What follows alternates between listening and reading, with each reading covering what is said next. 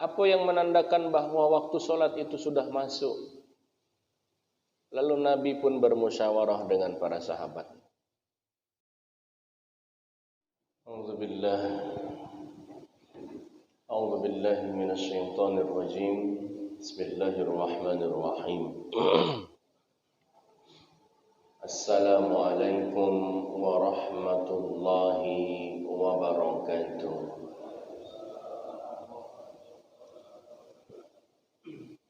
Bismillah.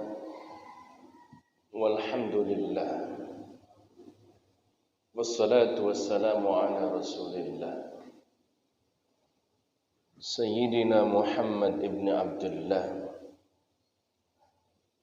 wa ala alihi wa ashabihi wa man tabi'ahu wa mawala. La hawla wa la quwwata illa billah. Faqala rabbi shrah li sadri wa yassir li amri wahlul 'uqdatam min lisani yafqahu qawli. Amma ba'd. Al-alim al-ulama al-asatidz wal asatidah al-mukarramun, hadirin hadirat, muslimin muslimat.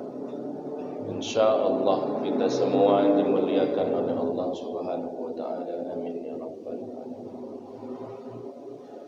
Ketika Rasulullah sallallahu alaihi wasallam di Mekah, itu kaum muslimin belum ada kekuatan, sehingga tidak ada yang namanya sholat berjamaah ketika di Mekah. Namun ketika Nabi hijrah ke Madinah, kaum muslimin sudah punya kekuatan, tidak takut lagi untuk melakukan sholat berjamaah. Kalau di Mekah, cak mana nak sholat jamaah, sholat sendiri be masih sembunyi-sembunyi. Nak ke masjid, masjidnya belum ada. Maksudnya selain daripada Masjidil Haram dan selain daripada Masjid Abu Bakar. Dalam artian masih takut-takut nak ke masjid. Itu di Mekah. Orang nak ke masjid tu takut. Nabi masih di Mekah, masih ada Abu Jahal, masih ada Abu Lahab. Nah, sekarang ni ada juga orang ke masjid takut-takut. Padahal Abu Jahal sama Abu Lahabnya ledak katik. Barulah Nabi hijrah ke Madinah, tahun kedua hijrah, barulah ada yang namanya sholat jamaah. Nah, untuk penanda masuknya waktu sholat, ini cak mana kira-kira? Apa yang menandakan bahwa waktu sholat itu sudah masuk? Lalu Nabi pun bermusyawarah dengan para sahabat. Ada yang usul, ya Rasulullah, gimana kalau kita untuk menandakan waktu masuk sholat itu kita bunyi kelonceng, teng teng teng teng teng teng teng teng teng. Kata Nabi, oh jangan. Lonceng itu simbolnya wong Nasrani. Kalau kita pakai itu sebagai simbol masuk waktu sholat, berarti sama dengan mereka. Jangan. Ada lagi yang usul. Cak mana kalau kita tiup trompet be Rasulullah? Pet, masuk sholat. Pet. Nabi, jangan. Trompet itu simbol Yahudi. Ya sudah. Karena belum ada jawaban yang tepat, kita pending dulu musyawarah ini. Jadi keputusannya belum ada. Sampai saatnya Abdullah ibn Zaid. Siapa nama dia? Abdullah ibn Zaid. Abdullah bin Zaid mimpi. Ini mimpinya orang soleh. Orang soleh itu kalau mimpi jadi ilham. Nabi kalau mimpi jadi wahyu. Kita kalau mimpi jadi nomor togel.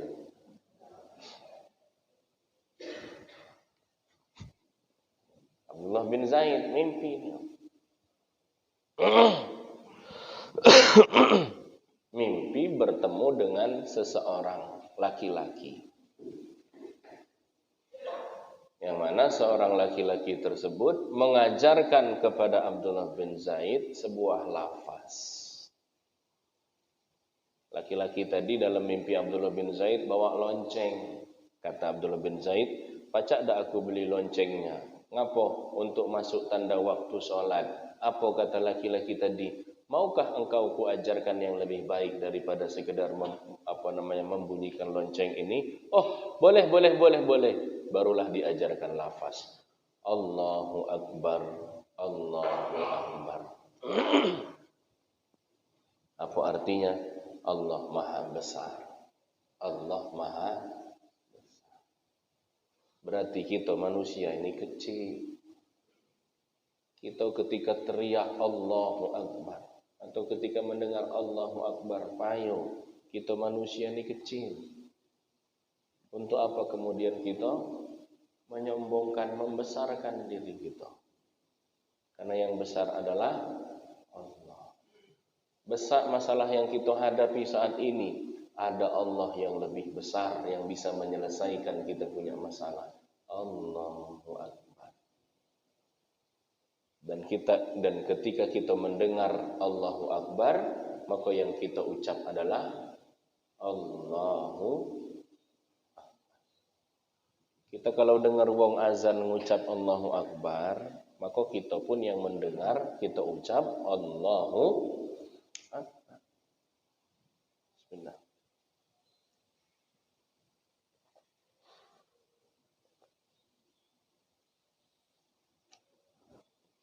Nah, setelah Allahu Akbar maka syahadat. Asyhadu an la ilaha illallah.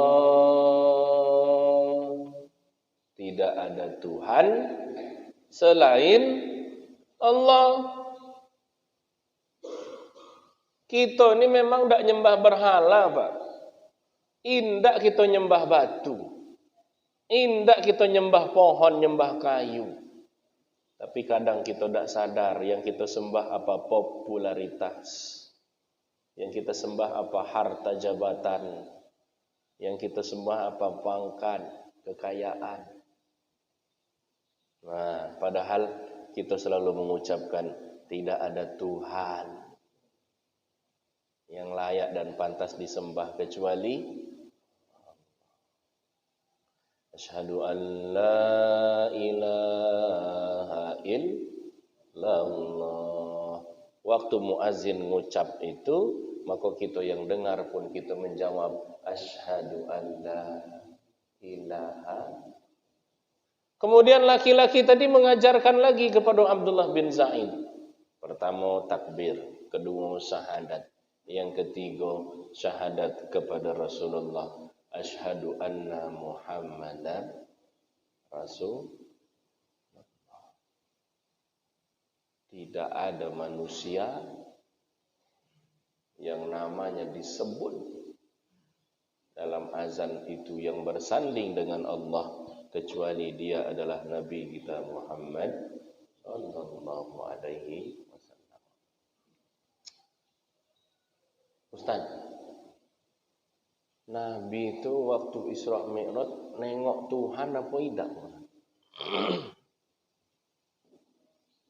Apa Nabi itu waktu Isra Mi'raj melihat Tuhannya atau tidak? Iya. Allah berikan kemampuan yang hanya Allah berikan kepada dia, kepada Muhammad sallallahu alaihi wasallam, yang tidak Allah berikan kepada siapapun sebelumnya dan sesudahnya. Setelah Allah berikan kemampuan kepada Nabi alaihi salatu wasalam untuk memandang Allah, untuk melihat Allah, saat itu Nabi sujud. Kemudian apa kata Allah? Ya Muhammad, sal tu'ti. Angkat kepalamu, apa yang kamu minta maka pasti akan aku berikan. Apa maknanya? Kita tuh kalau dekat dengan Tuhan, nak minta apa baik diunjuk Tuhan. Kalau kita sudah dekat dengan Allah, kita nak minta apa? Dikasih itulah. Apa yang kita butuhkan? Kalau kita sudah dekat dengan, aku nak minta ini, kau unjukkan. Nabi itu ketika dipucuk di Sidratul Muntaha, apa kata Allah? Hai Muhammad, apa yang kau inginkan, maka akan kuberikan. Masya Allah. Jadi Nabi melihat Tuhannya. Meskipun ada juga sebagian pendapat yang mengatakan Nabi tidak melihat Tuhannya. Syekh Sa'rawi ketika ditanya apakah Nabi melihat Tuhannya, beliau menjawab, ya. Bagaimana penafsiran ayat? Jadi ada ayat Al-Quran itu ketika Nabi Musa minta. Jadi Nabi Musa itu kan dulu ketika sudah berbicara dengan Allah, kemudian Nabi Musa minta, ya Allah, aku ingin melihatmu ya Allah. Apa kata Allah? Ya Musa, innaka lan tarani. Wahai Musa, engkau tidak dapat melihatku. Coba bunyi ayat.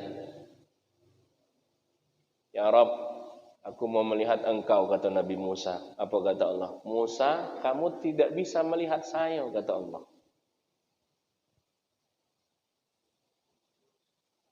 Artinya apa? Musa, kamu tidak bisa lihat saya. Tapi nanti ada setelah kamu yang bisa lihat saya.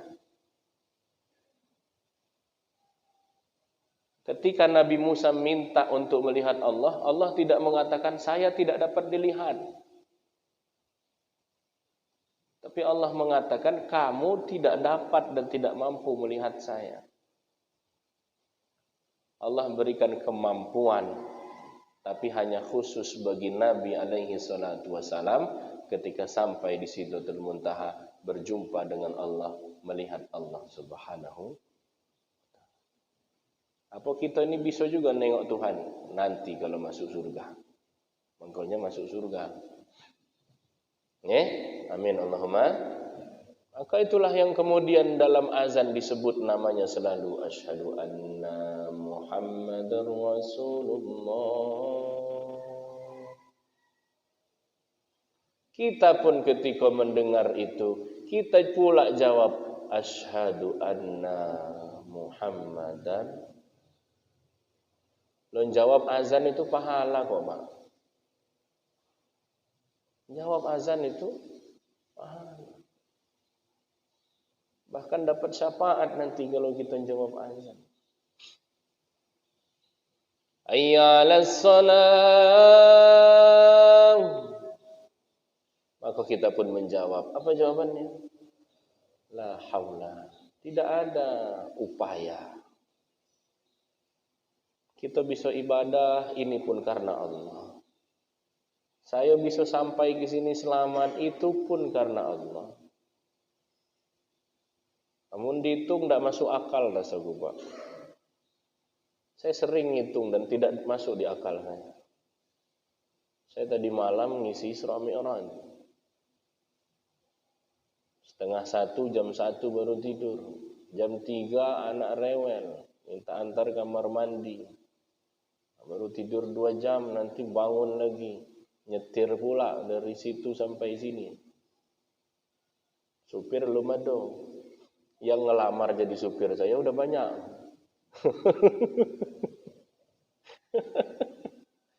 Banyak yang ngelamar mau jadi asisten saya itu sudah banyak, Mak. Cuma sayanya memang bukan belum mau sih. Ya belum saatnya lah. Belum saatnya. Karena semua ada saatnya insya Allah. Dan nyetir sendiri. Kalau menurut hitungan saya, tapi minta sama Allah, la haula wala quwwata illa billahil aliyyil azim. Hayya 'alas shalah. Dengar itu, kita pun menjawab, la haula wala quwwata illa billah. Allah perintahkan puasa lewat perantara Jibril. Allah perintahkan zakat haji lewat perantara Jibril. Allah perintahkan salat, Allah panggil langsung Nabi Muhammad sallallahu alaihi wasallam. Puasa kalau kita dalam keadaan safar atau dalam keadaan sakit boleh ditinggal, diganti di lain waktu. Zakat hanya wajib bagi mereka yang memiliki harta. Haji hanya wajib bagi mereka yang memiliki harta. Tapi sholat, nak kamu kayo, nak kamu miskin, nak kamu sare, nak kamu berduit, nak kamu dalam keadaan apapun, dalam perjalanan sekalipun, sakit sekalipun, tetap harus sholat. Kalau puasa, kalau sakit boleh, tidak puasa. Bahkan kalau sakitnya udah tidak bisa sembuh lagi, genti puasa tadi dengan bayar fidyah. Tapi kalau sholat, apa wong sakit itu tidak wajib lagi sholat? Masih wajib. Tidak bisa dia tegak duduk, tidak bisa duduk terlentang, tidak bisa terlentang main mato, tidak bisa main mato. Ya sudah, selesai. Masih nak disolati. Dalam perjalanan, wong lagi puasa dalam perjalanan lebih 87 km boleh tidak puasa. Wong dalam perjalanan boleh uzur, tapi sholat tetap harus dikerjakan. Meskipun memang waktunya boleh didahulukan, namanya sholat jamak. Meskipun jumlah rokaatnya bisa dikurangi, namanya sholat qashar. Digabung namanya jamak qashar. Zuhurnya 2 rokaat, asarnya 2 rokaat. Itu kalau dalam perjalanan. Cuma jamak qashar itu hanya bisa dari zuhur ke asar, bukan dari Senin ke Senin. Ini jamak macam apa ini? Usolli fardhu zuhri 4 rakaatin mustaqbilal kiblati Senin, Selasa, Rabu, Kamis, Jumat, Sabtu, Minggu lillahi ta'ala. Masya Allah. Itu niat sholat apa? Niat sholat jamak seminggu. Tidak pacak Pak. Sholat langsung. Bahkan dalam hukum fikih, mereka yang meninggalkan sholat itu diumpamakan seperti hewan, diminta sholat, atau bahkan ada yang mengatakan dia boleh dibunuh kalau tidak sholat. Bayangkan kalau hukum ini berlaku sekarang, wah, banyak kita dengar inna lillahi wa inna ilaihi raji'un. Pemisah kita ke dalam keadaan apapun. Dalam keadaan apapun, meskipun kadang iman kita turun. Ya kalau imannya lagi turun, bacanya qul huwallahu ahad. Kalau lagi naik dikit, bacanya ya agak panjang juga. Alam nasrah laka sadra. Puncak keimanan boleh lebih tinggi lagi ayatnya, sabbihisma rabbikal a'la. Saya ini tiap sholat qul huwallahu Pak Ustaz. Berarti ya enggak apa-apa juga. Enggak apa-apa, enggak salah. Yang penting sholat. Kalau bisa sholatnya di awal waktu. Mantap lagi kalau sholatnya di masjid. Masya Allah. Hayya 'alal falah. Maka kita pun menjawab la haula wala quwwata illa billahil aliyyil. Kecuali pada azan subuh ditambah as-salatu khairum minan naum, sadaqta wa bararta.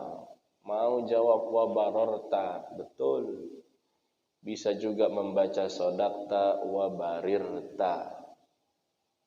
Nak pakai fathah barorta boleh. Mau pakai kasrah wa barirta boleh. Cuma kita ini lebih sering pakai barorta. Meskipun dalam kitab I'anatut Talibin itu boleh juga nyebut barirta, boleh juga. Allahu Akbar, Allahu Akbar. Kita pun ucap kalimat yang sama. Allahu Akbar, Allahu Akbar. La ilaha illallah, la ilaha illallah. Yang mimpi Abdullah bin Zaid diajarkan oleh seorang laki-laki lafaz azan ini. Mimpinya Abdullah bin Zaid. Tapi kemudian ini enaknya sahabat dulu, Pak. Ada apa-apa terjadi lapor sama Nabi, ya Rasulullah, saya semalam mimpi ya Rasulullah. Itu enak sahabat. Mimpi apa Abdullah bin Zaid? Ada orang yang melajarkan saya lafaznya begini. Itu dipakai untuk penanda masuk waktu sholat. Itulah yang disebut dengan azan. Dan ternyata yang mimpi diajarin lafaz tersebut bukan hanya Abdullah bin Zaid saja, tapi Umar bin Khattab pun mengalami mimpi yang sama. Sama-sama soleh. Lah dua orang sahabat mimpi, ada orang mengajarkan lafaznya sama. Berarti yolah itu kalian berarti mendapatkan ilham. Lafaz yang diajarkan oleh laki-laki tadi itu dipakai untuk penanda masuk waktu sholat. Abdullah bin Zaid, kamu ajarkan lafaz itu kepada Bilal. Yang mimpi kan Abdullah bin Zaid. Ngapo dak dia bae yang azan?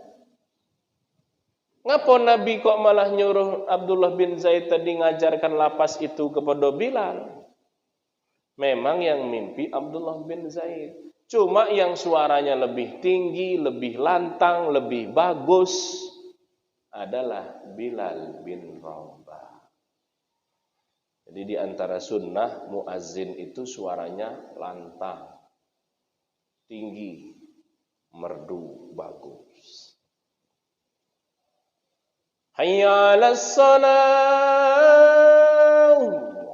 Itu kalau yang azan anak muda.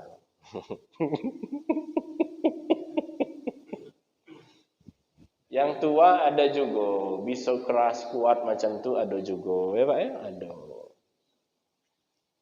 Tapi kadang ada di kampung-kampung itu, di desa-desa.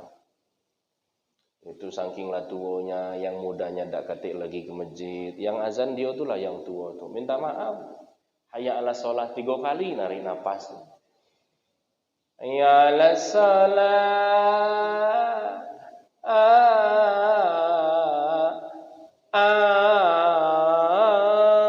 Masya Allah. 3 kali narik nafas. Terakhirnya marah pula waktu. Hayya 'alas shalah. Kata dia marah wak. Tanya ngapa marah wak? Sepi. Azan kuat lagi sepi kata dia. Kalau lagi azan pelan. Bilal bin Rabah yang azan. Ngapo suaranya lebih lantang, lebih bagus. Lebih tinggi nadanya. Dan apa yang dilakukan oleh Bilal bin Rabah sampai sekarang masih menjadi sunnah dalam azan. Apa yang Bilal lakukan ketika azan itu? Kuping tutup 2 ikong. Allahu Akbar, Allahu Akbar. Wah, lebih mantap kalau kuping ditutup. Ngapo? Biar ini mulut sama kuping satu saluran. Biar keluar fokus dari suara. Dia udah metu lewat kuping lagi. Jadi agar suara itu terfokus keluar dari mulut, kuping tutup. Pada lafaz hayya 'alas shalah, Bilal badan tetap menghadap kiblat, tapi kepalanya miring ke kanan. Hayya 'alas shalah.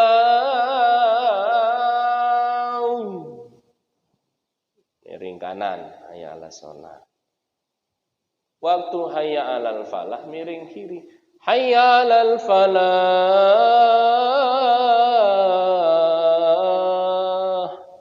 Itu sampai sekarang tetap menjadi sunnah. Hayya 'ala shalah ke kanan, hayya 'alal falah ke kiri. Lah ngapo kok hayya 'ala sholahnya ke kanan, hayya 'alal falahnya ke kiri? Biar uwong pacak dengar galo dari depan, dari kanan, dari kiri. Zaman tu toak lumado. Maka toak ni bid'ah.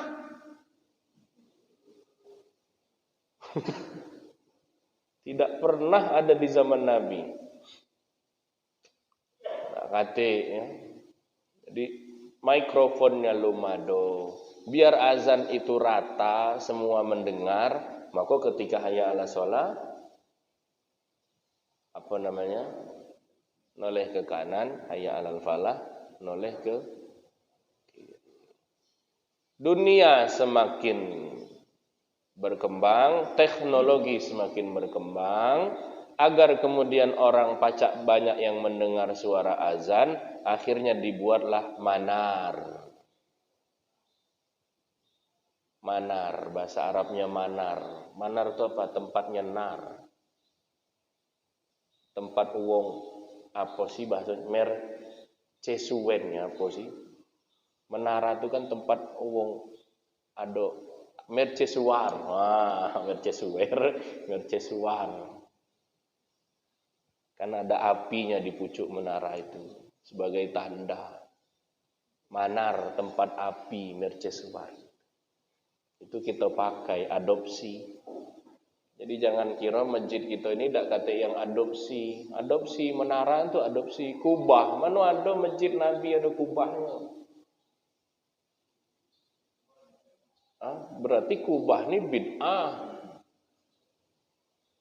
Maka yang masjidnya ada kubah, orang yang sholat di dalamnya tidak sah. Ya Allah. Inna lillahi wa inna ilaihi raji'un. Nah, manar. Wongnya naik ke pucuk. Abdullah bin Ummi Maktum itu buta. Jadi muazin Nabi sikok Bilal bin Rabah, dua Abdullah bin Ummi Maktum. Abdullah bin Ummi Maktum ini buta.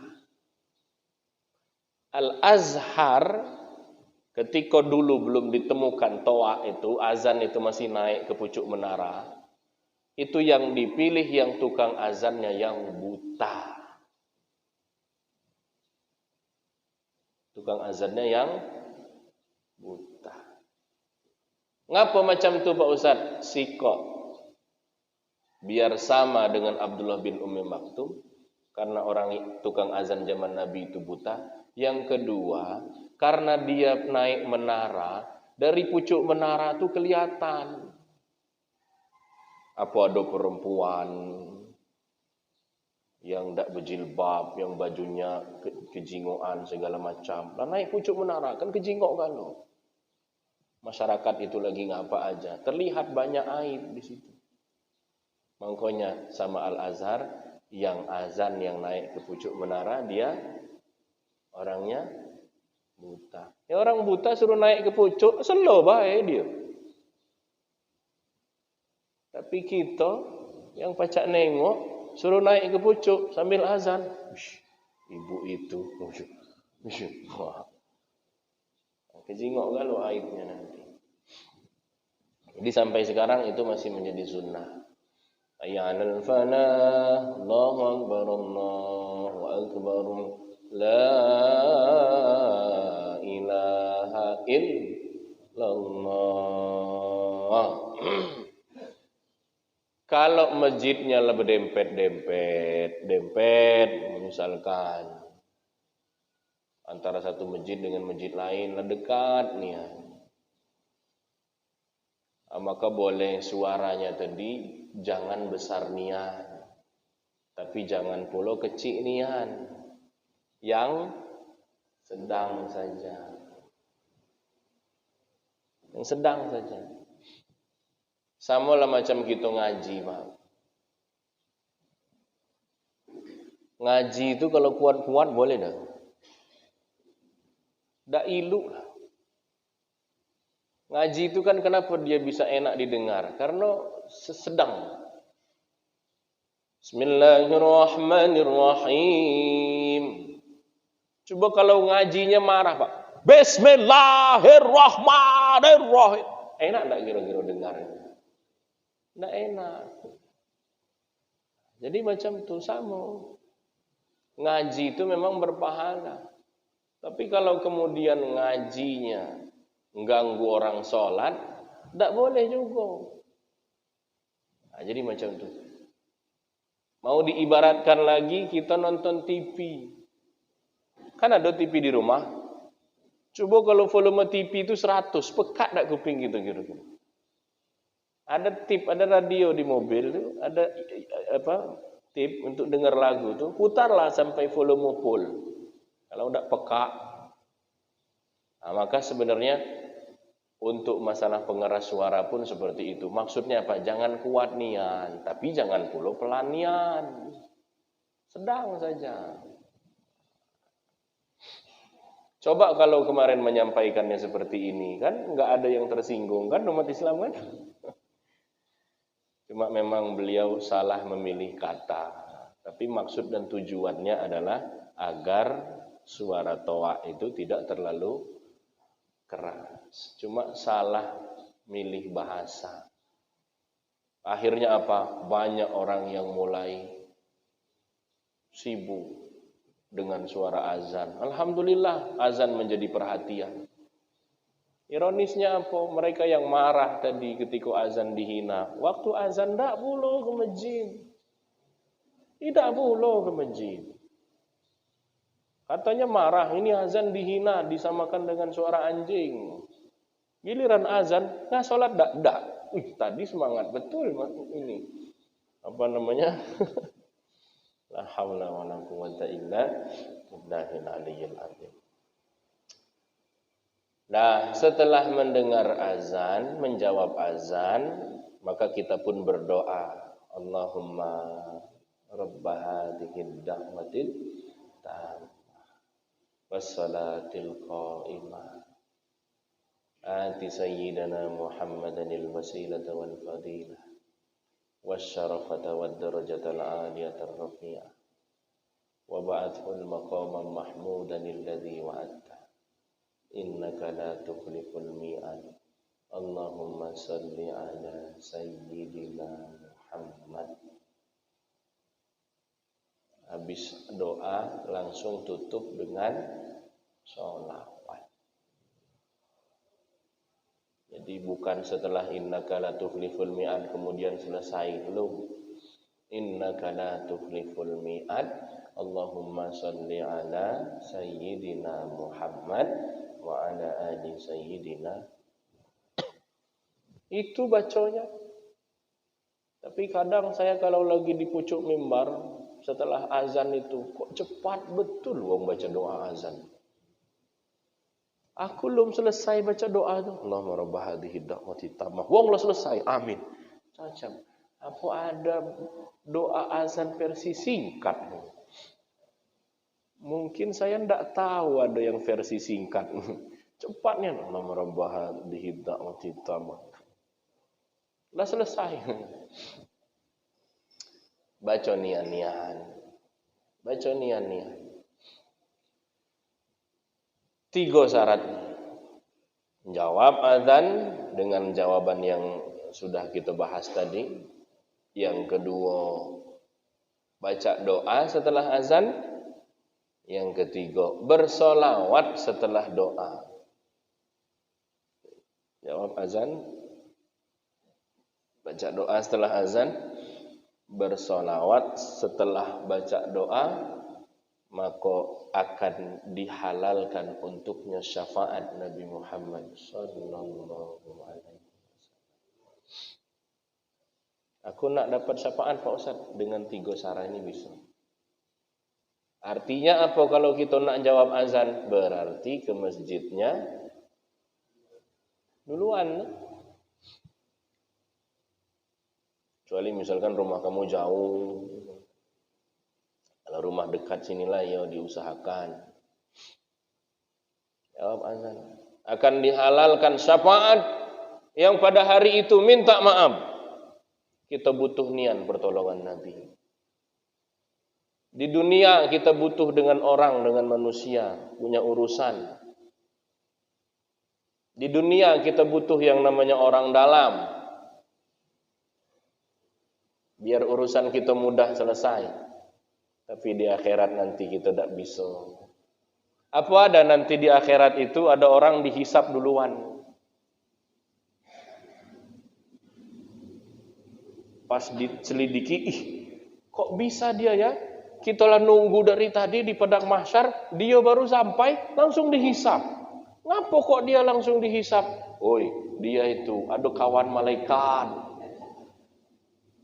Makanya dia dihisap duluan. Dia lah nyogok malaikat itu. Tak bisa, Pak, tak bisa. Saat itu yang kita butuhkan adalah pertolongan Nabi kita Muhammad. Cara mendapat syafaat bisa dengan banyak selawat. Cara mendapat syafaat bisa juga dengan 3 cara yang kita bahas hari ini. Ya? Karena kalau nak masuk surga dengan amal ibadah kita, kalau secara hitungan tidak pas, Pak. Kita ini ibadah paling dalam 24 jam sehari semalam tuh berapa jam lah kita ibadah kira-kira? Berapa lah kita? Tidak sampai 1 jam. Sholat yang 5 waktu itu 23 jamnya ngapain? Aku ini tidak berdosa Pak Ustaz. Lalai itu apa tidak dosa? Lalai itu dalam artian apa? Saking kesibuk ngurus dunia lupa dia. Subhanallah, alhamdulillah. Lupa berzikir. Itu kan lalai. Kalau nak hitung-hitungan hidup kita dalam sehari itu paling ibadahnya berapa jam paling. Macam mana kita nak masuk surga sedangkan kita banyak lalai daripada ibadah. Minta pertolongan Nabi Muhammad sallallahu alaihi wasallam. Wa sallallahu ala sayyidina Muhammadin wa ala alihi wa sahbihi wa baraka wasallam. Semoga menambah wawasan kita. Semua kebenaran mutlak milik Allah Subhanahu wa taala. Kesalahan punya saya pribadi kepada Allah mohon ampun, pada ibu bapak mohon maaf. Wa akhiru da'wana walhamdulillahirabbil alamin. Al-Fatihah. A'udzubillahi minasyaitonir rajim. Bismillahirrahmanirrahim. Alhamdulillahirabbil alamin arrahmanir rahim maliki yaumiddin. Iyyaka na'budu wa iyyaka nasta'in ihdinas siratal mustaqim siratal ladzina an'amta 'alaihim ghairil maghdubi 'alaihim waladdallin. Amin. حمد الشاكرين حمد الناعمين حمدا يوافي نعمه ويكافئ مزيده يا ربنا لك الحمد كما ينبغي لجلال وجهك وعظيم سلطانك اللهم صل على سيدنا محمد وعلى آل سيدنا محمد اللهم اغفر لنا ذنوبنا وذنوب والدينا وارحمهما كما ربيانا صغارا ربنا زدنا علما وارزقنا فهما وألحقنا بالصالحين ربنا تقبل منا إنك أنت السميع العليم وتب علينا إنك أنت التواب الرحيم اللهم أرنا الحق حقا وارزقنا اتباعه وأرنا الباطل باطلا وارزقنا اجتنابه ربنا آتنا في الدنيا حسنة وفي الآخرة حسنة وقنا عذاب النار وصلى الله على سيدنا محمد النبي الأمي وعلى آله وصحبه وبارك وسلم سبحان ربك رب العزة عما يصفون والسلام على المرسلين والحمد لله رب العالمين السلام عليكم ورحمة الله وبركاته